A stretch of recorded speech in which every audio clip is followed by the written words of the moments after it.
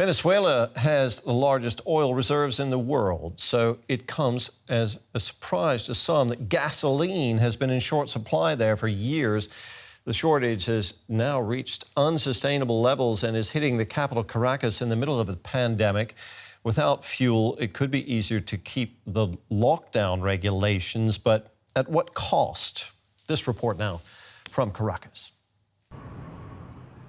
Here in the Venezuelan capital, the streets are empty. Despite the fact that Venezuela has the lowest number of COVID-19 infections in Latin America, people here are adhering strictly to lockdown rules.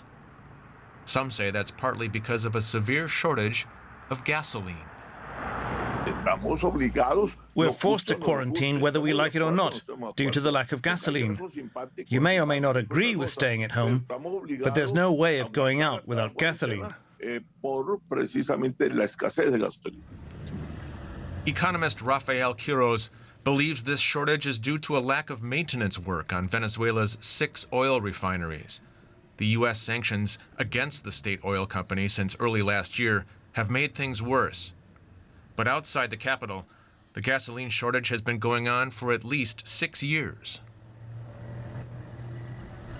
The 65,000 barrels of oil currently produced each day in Venezuela, as well as the imports, do not cover the gasoline needed for vehicles, which is no less than 180,000 barrels per day. Right now, during the global pandemic, the gasoline shortages appear to be encouraging people to stay home.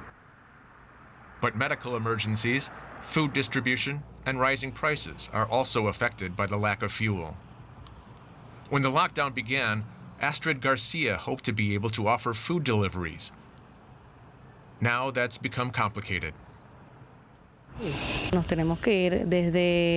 to leave home at 10 in the evening to wait for the truck bringing fuel for the next day. It starts pumping gas toward noon, and we leave there at 3 or 4 in the afternoon. There's only enough gasoline for 200 motorcycles. A black market for fuel has emerged, selling gasoline well above the official price of under 1 cent. Despite the shortage, the national oil company continues to export. It is inadmissible. It makes no sense that while we are suffering from a shortage of gasoline, we're sending 25,000 barrels of gasoline a day to Cuba. The drop in oil prices is a severe blow to the Venezuelan economy. However, low fuel costs mean imports could alleviate the current shortage. What's needed is a refining company to turn the oil into fuel and tankers to transport it.